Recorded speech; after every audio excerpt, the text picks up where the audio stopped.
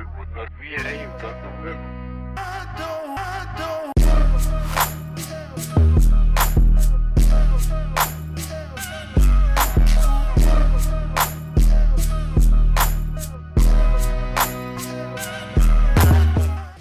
And welcome back, everybody, to the BaseLINE podcast. I'm your host, BenLine Newman. Now, our special guest for today, I've known since I was about 3 years old, a very long time. She is playing her first season in the graduate program at Aquinas College for volleyball. Please welcome my special guest, Brooke Nicholson. Thanks for having me on. Yeah, how you doing today? I'm doing great. Good. It's good to see you. I haven't seen you in a very long time. I know. It's going to be nice to catch up a little. Definitely. Now, Brooke, to start things off, like we just mentioned, you are starting off your first season at Aquinas College. A little bit of a rough start, but how has the season been overall so far? I think the season's been good. We are definitely a young team. A lot of the people who played last year have since graduated, so there's a lot of girls that are moving into new positions, and I'm a transfer, and there's other transfers as well, so we're kind of figuring things out, but I think that we have a talented team. We're just trying to put things together. Yeah, absolutely, and, going off of that, volleyball has clearly made a big impact in your life, but when did you start playing volleyball? I started playing volleyball in 5th grade. I was probably about 10 years old. That was a sport I was really excited for. My parents never let me play until we started at school, so I was really into basketball before that because my dad was super into me playing basketball, but I started playing in grade school in 5th grade. And, going off of that, you just mentioned how excited you were to finally be able to play volleyball, but what was it about the game that you really kind of fell in love with? I think for me, since it's such a team-oriented sport, that was really what set it apart from all the other sports that I played, that, every single person has to do their job and touch the ball to really make those big plays. I really like the aspect of just building that relationship with my teammates and being able to rely on them and them rely on me, and just how competitive it can be. Brooke, you've been tall since the day I met you, and we've known each other for about 20 years at this point. Yeah. Do you think you were kind of, born to play volleyball in a way? Definitely. I definitely get my height from my dad. My dad's 6'6". I'm about 6'1", but then I also am very long. So my reach is way longer than my height, and I just have very long arms. I think that's definitely an advantage that I've used on the court. Yeah, I think that my body type and stature is great. Yeah, I think that I really I play middle blocker, and I definitely have the body type for that. So. Yeah, absolutely. I remember, like you said, your dad was tall, your mom was pretty tall, your brother was pretty tall too. Yeah. So just an overall tall family for sure. You just mentioned it a little bit, but two sports where height really kind of helps you a lot. Those being volleyball, basketball. Why did you decide to pursue playing career in volleyball over something like basketball? Honestly, I think that, for one, I hated the running in basketball. That was one thing that really motivated me. But I think for volleyball, things just clicked. And I think that a lot of influence, I got a lot of influence from my coaches in high school as well. I was very close with my coach, Valerie. And she kind of took me under her wing and introduced me to the possibility of being able to play volleyball in college, which I didn't really realize that. That was always a dream of mine as a kid, but I didn't really realize the actual possibility of that until high school. So I think that she definitely had a big influence on me. And then again, I think that volleyball for me was just, the team aspect was just so different. Every volleyball team I was on, the girls were so great and so close. Not that that didn't happen in basketball, but for me, I just love the quickness of volleyball, the competitiveness of volleyball, and just how volleyball made me feel. I would get so excited to play in games, and after every single kill or block or anything, just that rush of adrenaline, where as basketball, I didn't really feel that. I loved playing basketball, but that just wasn't really where I shined, where my heart was at. Going off of that, you kind of mentioned how these different coaches kind of helped you really see your dream of playing volleyball past high school. You were a part of the Michigan Volleyball Academy. Can you kind of talk to me a little bit about that and how that experience kind of helped you grow as a player? Definitely. So I actually only played one season with Michigan Volleyball Academy, and it was going into college. And I think that really broadened my horizons on how much talent there is, and that how much skill it really takes. As a young player, I was definitely very athletic and strong, but I really needed a lot of time to develop that, vision of the court and things like that. And I think the NBA really challenged me in those ways. They had a lot of college coaches that helped out there. My coach was Chip Will, who's the coach at GRCC. And I think just even that short time I spent there with him and the other program leaders at NBA, they really challenged me to realize that I could really hone in my skill and be a tactical player more than just like an athletic and competitive player. So that really helped kind of realize that you need a lot of skill when you move to the college level for sure. We obviously just mentioned that right now you are playing at Aquinas, but for your undergrad, you did play at Cornerstone University, and your time there was pretty special, I'd say. You were voted as a WHAC first team all conference. And then 3 out of your 4 years at Cornerstone, you guys did win the WHAC championship. Can you kind of talk about the success that you were able to make for yourself individually, but also the success that you as a team were able to accomplish in those years? Definitely. Again, I think our success really just comes as us playing as a team. My time at Cornerstone, I played with some very talented players, and we really had those successful runs when we could really hone in everybody's talent and move the ball around.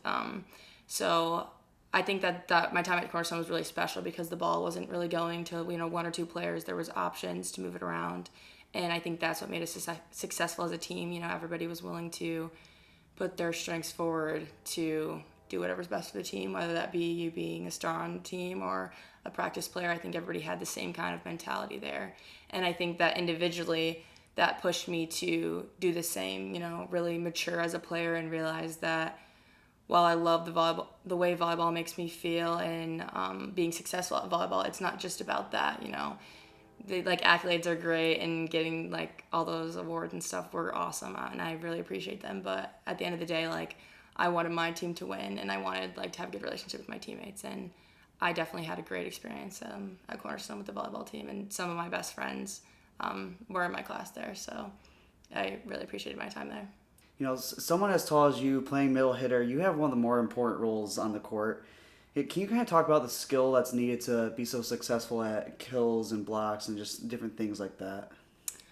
For sure. I think one, definitely like you said, is the build, but you also really need to put work in taking care of your body and also improving your athleticism. So I would say that one thing you need as a middle hitter, or is very helpful as a middle hitter, is a high approach touch and being able to really explode and move all over the place. And something that really helped me with that is I actually lifted at Power Strength Training Systems before college and all through my time at Cornerstone. So I think that really helped to work on my explosiveness and my athleticism. But also, again, it all goes back to that mental ability of being able to, read the setter, read your hitters, making sure that you can have that court vision and really see what's in front of you. I think the biggest thing for me is I'm very into defense and how I can best protect, those little girls behind me. And also with doing that, you kind of can see the other side and know where are those gaps and those holes where you can put that ball away and get those kills down. Yeah, definitely.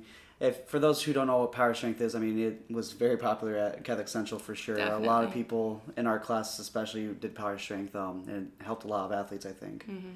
Now, you just mentioned kind of your love for playing defense, and with your career at Cornerstone, you finished somewhere in the top 20 in career blocks. Kind of talk about the improvements that you have made every season to kind of be able to be put on a pedestal like that.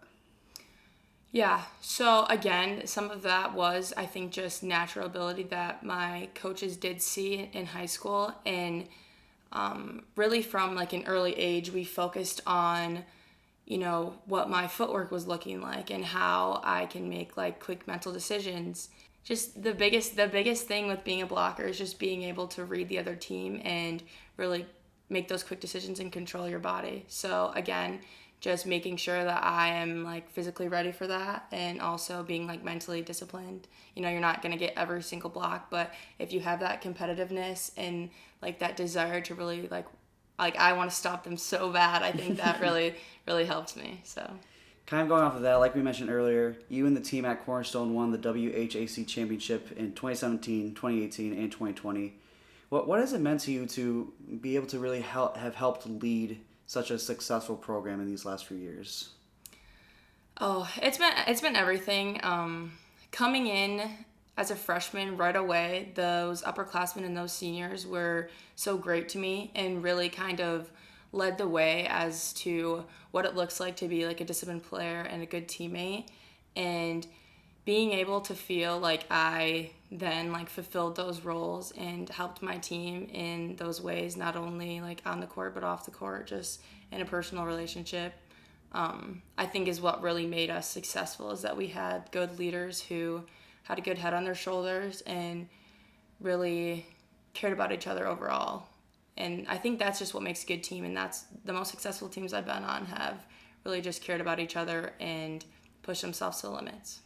Definitely, and diving a little bit deeper into that, I mean, like we mentioned earlier, volleyball is definitely a team sport for sure. You have to have a lot of team chemistry to really be successful. Know where everybody is on the court and kind of how to run that system smoothly. So, kind of talk about the team chemistry that you have been able to build at Cornerstone and at Aquinas and everywhere you've played to really help find that success as well.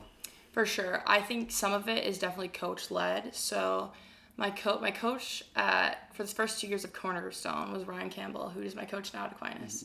And he really prioritized like team bonding and technically forcing us to spend time together, but we would do like fun activities, and that's kind of how you achieve that team chemistry. You spend so much time with each other that you figure out, what annoys this person and what this person needs. And you kind of, at the start, you do kind of need to force that team bonding and spending that time together. But then, it just kind of comes naturally.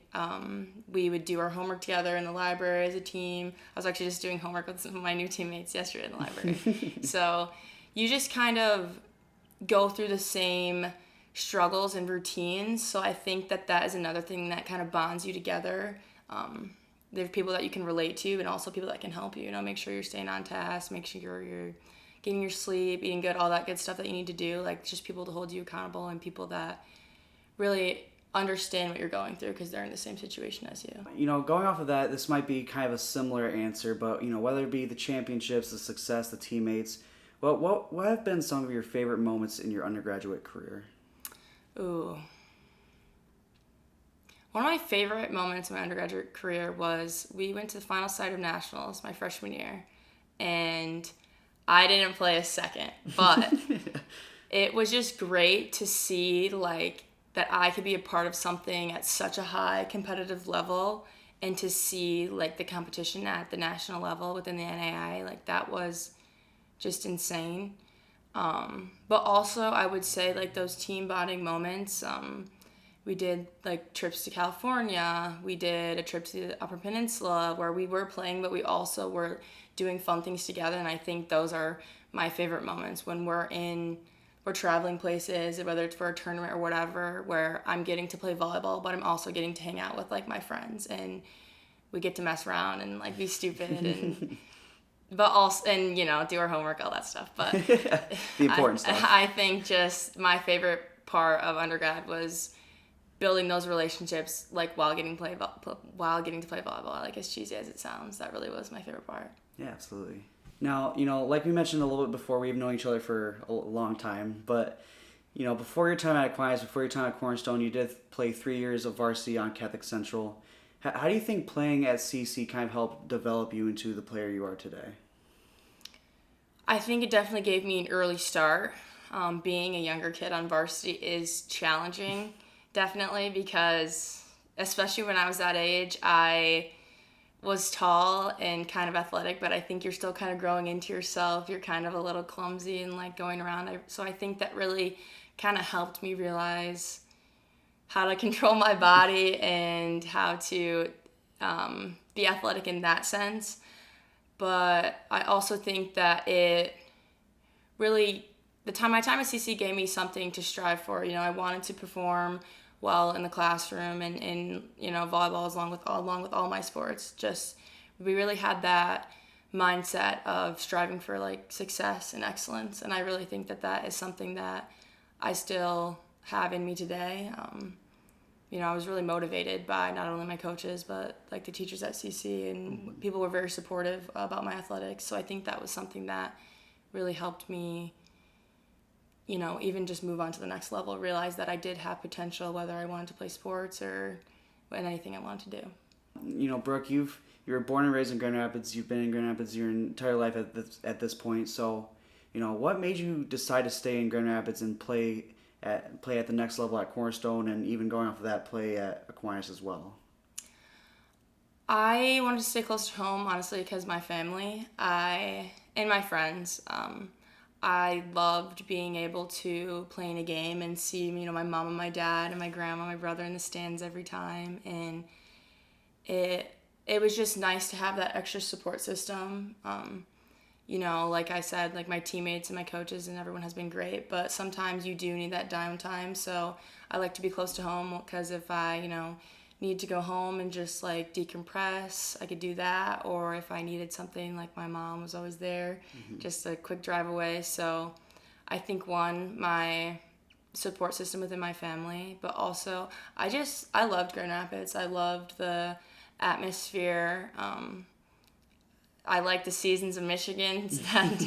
I might be someone who, most people don't agree with, but I like that you can experience, the summers and the lakes and everything like that. So I really just wanted to stay close to home, and I liked having that familiarity there when I was entering a new aspect of life and meeting all these new people, but still being, close to home and in the area that I loved. For sure. If you've never spent a summer or a fall in Michigan, it is something. It's definitely special. Yeah, you're missing out. Now, kind of diving a little bit deeper into that, like we just mentioned, whether that be Catholic Central, Cornerstone, Aquinas, what has having that family with you throughout the entire process like really meant to you? It's meant so much. My family has been so supportive in anything I do. Like I said, my dad was a big motivator within my athletics. He really pushed me to realize my potential and what I could do. He still calls me before every single game and tries to make sure I'm hyped up, pumped up, and he calls me after too to make sure to tell me everything I did wrong. But it's just meant everything to me. It's really, I think, what keeps me grounded, what keeps me productive, making sure I'm getting my stuff done. My family, it means a lot to me, and I am just so grateful of how supportive they've been in everything that I do.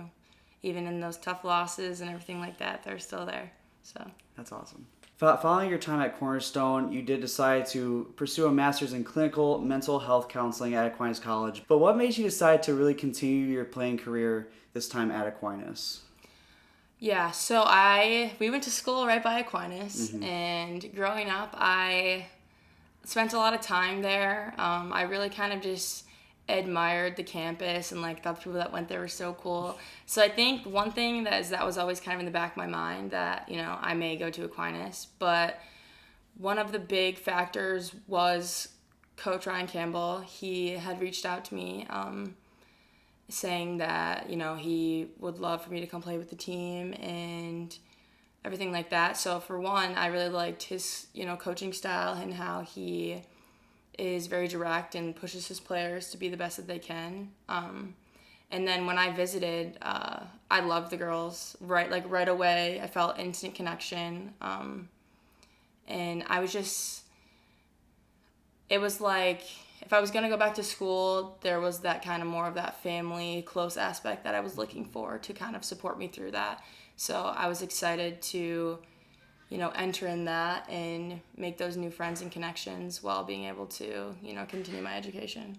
Now, going off of that as well, you just mentioned it, but, in your first 2 seasons at Cornerstone, your head coach was Ryan Campbell. You guys did get a new head coach for your last 2 seasons at Cornerstone, but, with you coming to Aquinas and having Ryan Campbell as your coach again, How does it feel to be kind of back in familiar territory and be really reunited with Coach Campbell?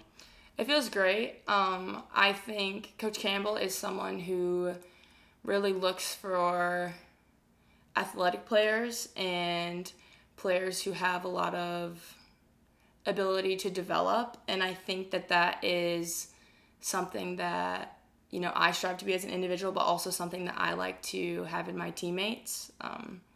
Like I said, his coaching is, for me, more direct, and sometimes he tells you those hard things that you don't really, want to hear, but you need to hear. So I think that it's been really good to be back with him. He's someone that, I trust and I feel like I can talk to if anything's going on.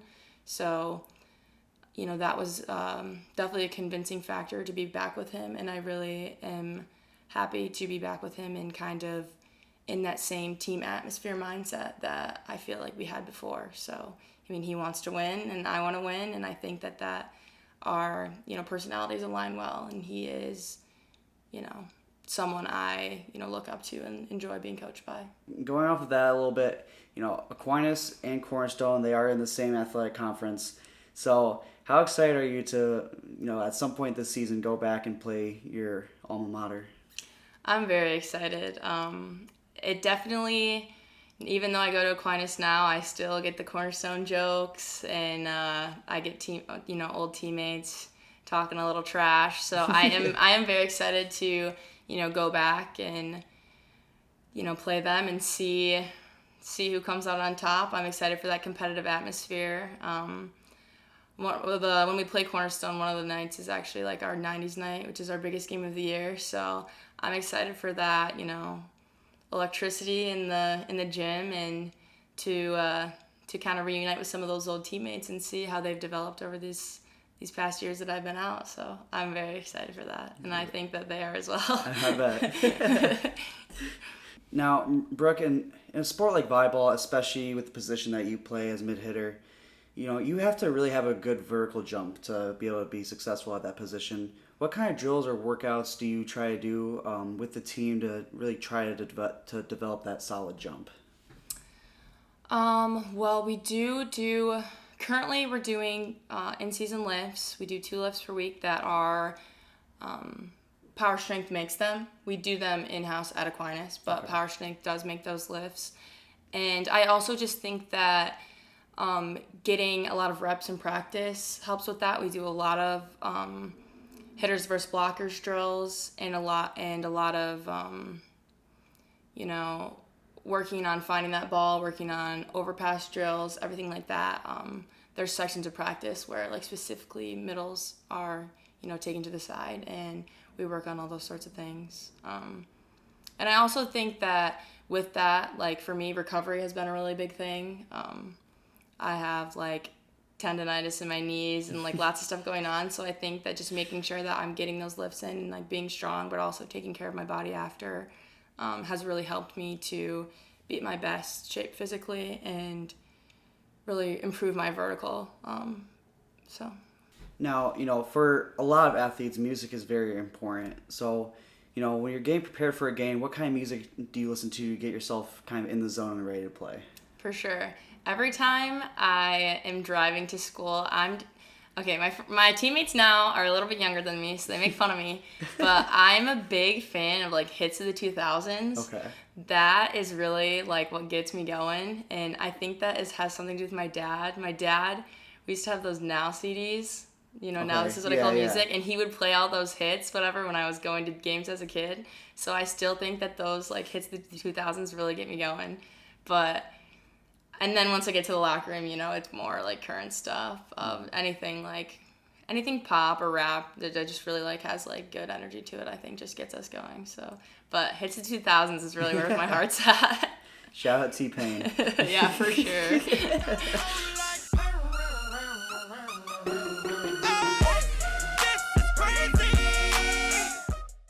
I've asked this question to most of my guests, but I just find it kind of interesting to get a different athlete's perspective on the topic. But, when you are in a match, what goes through your head? Ooh. There's a lot of nerves when I'm entering a match, but when I'm in a match, I try to have almost like the clearest mindset that I can have. I try to have confident thoughts. I think that, especially with volleyball, it is easy to get down on yourself because it's a game of mistakes. But what goes through my head is that if I make a mistake, I need to move on. And I think I also have, a confident mindset. A lot of times I'll tell myself, if I see that ball in the air, I got to put this ball down, or I got to do this. And I'm kind of just talking myself through, what needs to happen. And also just being aware of my surroundings, making sure my teammates are all good, making sure, we're really bringing the energy. I think just being intentional that I am, being confident and also supporting those around me is really what goes on. Yeah, absolutely. And, kind of on the flip side of this as well, I have asked this question a lot to a lot of my female guests just because I feel like the topic is very important. But, it's no secret that men's sports gets a lot more coverage than women's. But in your opinion, why should there be more coverage in women's athletics? I think that women bring just as much, competitiveness and fun to the game as men. I think that women really bring the same competitiveness and fun that men do to the game. But I also think that, it's just cool to see not only how they're similar, but how they're different. I think, especially at Aquinas, the men's team is actually really supportive of coming to our games, and we're supportive of coming to their games. And I think that just building that chemistry between men's and women's teams is so important. That's something that I never really had in the past at different places that I've been. I think that bringing that support not only encourages the team, but makes it like more fun when there's more energy in the gym and that has more coverage. That's what makes the game more exciting, and that's what leads to those close matches when people really want to win and have that, like I said, that electric atmosphere. So I really think that women deserve the same chance as men to be able to show that they are competitive athletes and can have cool plays and do everything that men can do. Yeah, absolutely. I mean, with my time at school at Bradley, I was able to cover a lot of different sports, men's and women's, and some of the best games I was able to cover were volleyball, basketball, soccer for women, and I don't see why there shouldn't be more coverage with women's sports. Definitely. But going off of that as well, what do you think kind of needs to happen for women's athletics to get that coverage? Well, I think for one, at Aquinas, especially, just promoting the games has been something that kind of gets the women's volleyball team attention. Like I said, my coach tries to host like fun events and things like that. I think that is a good way to bring the people in, and then once they watch the games, I think that will speak for itself, and that will get people wanting to come back. So I think definitely prioritizing, supporting one another as women, supporting other women, and everybody supporting women, and realizing that trying to bring more people in so that they can really see that it is fun and it is a competitive environment, and it's great to be at. So I think that definitely just promoting it so then the people can come and then they can stay. Absolutely. Now, Brooke, like we mentioned earlier, your first season at Aquinas is underway, but what are you looking forward to the most for the rest of the season? I think individually I'm excited to get back into the WAC and really make a name for myself again. I want to make sure that people know that I'm there. I'm a competitive person, I'm a confident individual, and I really want to I don't want this extra year that I've gotten to go unnoticed. So I'm excited individually to work hard and get my name out there. But again, I'm just really excited to continue to bond with my team. I've already made great friends. We've been spending like all summer together. So I'm very excited to just continue to do that and just see where this young team can get to and to develop to. I'm excited for the potential that I think that we have and the skills that we're going to be able to hone in on. Brooke, just to wrap things up, your playing career is coming to an end very soon, but before you call your career done, what do you want to accomplish? Yeah, that was one reason I came back to volleyball, is I kind of felt that my senior season was, cut short. Some of my teammates got COVID, and we ended up losing in our National Open round. So I think that I'm hoping to just accomplish a good season. I am excited for conference play and for seeing, how far we can make it. Me personally, I'm hoping to, again, like I said, be someone who's dominant in my conference, and, maybe that results in me being all conference again, or maybe that just results in me being, a good teammate or known for that. Like, I just want to do whatever is best for what my team needs in that moment, and I think that is just being a good teammate and being the most dominant player I can be. So I'm just excited to hopefully, have a real senior season and bond with my teammates and do all those fun, senior things, get all those pictures and memories and stuff, and just kind of, wrap it up in a better way than I experienced my previous senior year. So. Yeah, absolutely. Well, Brooke, thank you so much for coming on. I really appreciate it. It was honestly really amazing to catch up with you, and I'm really excited to see what you and the team can do this season. I appreciate it. Thanks so much for having me. Yeah, of course. But that's going to wrap things up for us today, guys. Thank you so much for tuning into this episode of the BaseLINE podcast. Thank you to Brooke Nicholson for coming on and talking about her volleyball career. I cannot wait to see her last season at Aquinas and see how she and the team does. If you enjoyed this episode, please like and share it with a friend. And if this is your first episode of the BaseLINE podcast you have ever watched, please make sure to subscribe because it really helps me out, and I overall just really enjoy the support. As always, if you enjoy the music, please go check out Hidden Harmony, link in the description below. Now guys, obviously with my move to Utah, this will be my last episode of the BaseLINE podcast in this studio. Obviously, I want to continue this podcast because this has meant everything to me to be able to see the support that everyone has given me through this process, and I just want to continue to grow. Now, this might turn into a weekly to bi-weekly thing, but I do want to continue this podcast and really bring some more great content for all of you. With all that being said, though, guys, thank you again so much for the support. I really appreciate everything that this podcast has given me over these last 6 months. I love all of you very much. My name is BaseLINE Newman. You have been watching the BaseLINE podcast, and I'll catch you guys next time.